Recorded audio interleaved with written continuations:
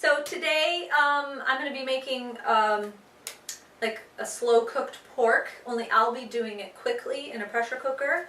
You could also use a slow cooker, and it could be done while you're at work or whatever. And I use an Instapot as my pressure cooker, which is such a great little tool for the kitchen. I'm a chef by trade, so I use one of these at work all the time. I encourage all my clients to get one.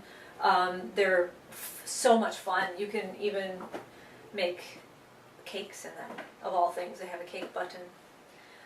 So an Instapot, you can get it on Amazon. I don't know, they're like 80 bucks for this size, the small one. I think the larger one's a little bigger if you have a bigger family, or if you're cooking a lot of food for your dog or yourself.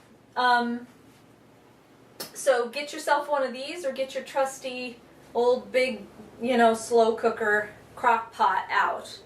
Either way, this particular sort of beef, this is just a pork roast, boneless loin. It needs a lot of cooking to make the fibers be open and breaking apart and digestible.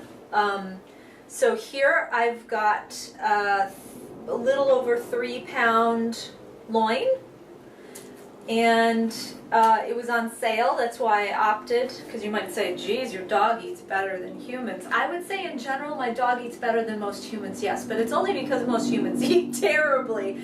So yes, that's true, but this was on sale. So what I like to do, since I give her so much variety, is to really just look around.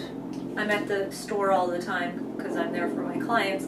So I see what's on sale or see what's coming up on sale, and I'll just load up at that time. And like I told you in previous videos, I'll cook a bunch of things at one day and just fill the freezer or fill my neighbor's freezer. She's very nice. She has a big, tall freezer and puts hardly anything in it, so I get to take some space over there.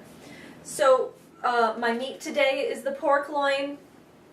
My vegetable today, and also my green today, is green beans. My carb, my vegetable carb, is a butternut squash, and I'm not going to use all of this. It's a lot. Well, we'll see how it goes. And my fruit today is an apple. So take your pork loin, put it with all the juices straight into the Instapot. If you feel like cutting it first, you can totally cut it first. I never feel like cutting it first.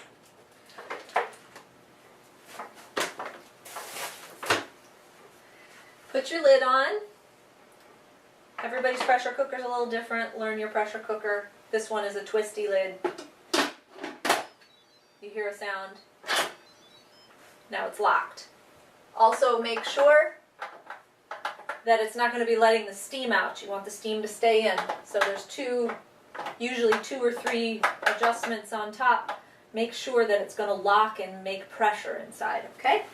And then this is super simple. It's already set up for us. It heats itself up. We don't have to do it on a stove. We don't have to watch it. We don't have to listen. Well, you should always listen to your pressure cooker. You should never really be far away. What I like to do is always leave my apron on, so if I do leave the room, I'm still in uniform. I know I'm still actually in the kitchen, even though I ran to the bedroom for something, or I went outside to check on something. I'm still a cook, so something is still cooking. In my brain, it's like a subconscious thing I've learned over the years not to burn anything. I keep my apron on. So it's already ready to go. It's going to heat itself. All you have to do is choose your mode. And for me, I'm going to choose the meat stew mode.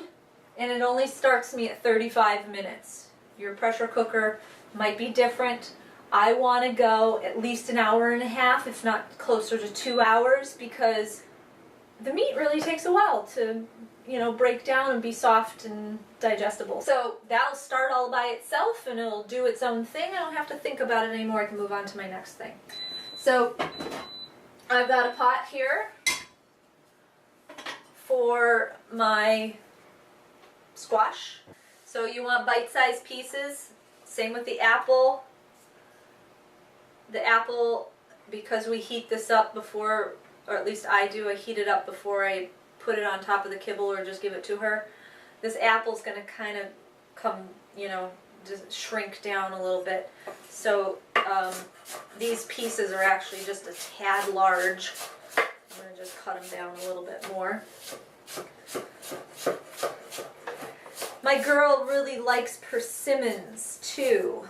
So if it's fall and you have persimmons nearby locally, go ahead and get them. See if your dog likes them as well. Pears I use sometimes, apple, mostly temperate fruits. I don't tend to go tropical. We don't live in a tropical area, even though San Diego's warm most of the year. It's not really tropical, so it's more of a desert. So I don't really mess with the high sugar content fruits. I stick with more temperate fruits. Okay, and so I'm going to also cut my butternut squash in little bite-sized pieces. It is going to get soft because we're going to cook it, but I want it to, and of course scoop your seeds out. Don't give your pet the seeds. Nobody wants that. Just go ahead and scoop them, and my seeds never go in my compost. I have a compost here, but you know, squash will take over your garden and it'll be a real mess. So go ahead and cut up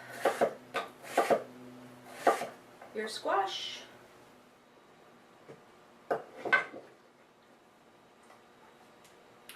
A nice pot full of butternut squash. Bring it to boil. Then cover. Cook for about 10 minutes or so until soft. In the meantime, we can start on our green beans.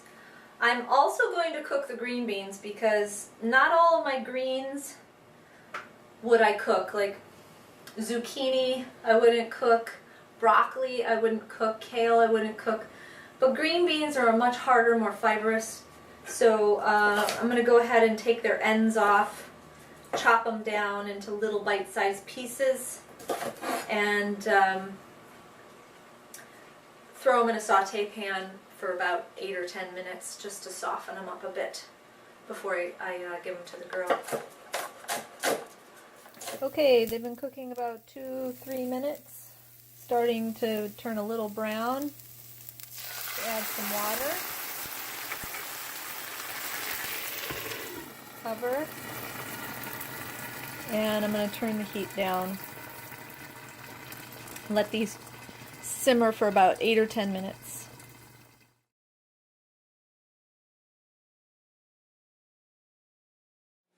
Okay, squash is done. Our pressure cooker was done quite a while ago. I was doing other things, so I just let it sit.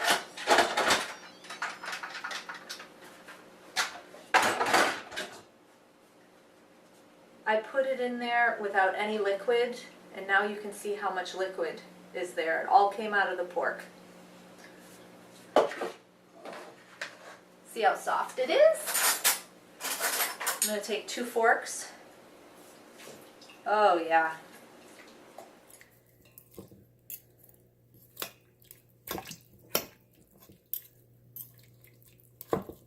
Beautiful, nice and soft. So, just portion out into each container your pork, and also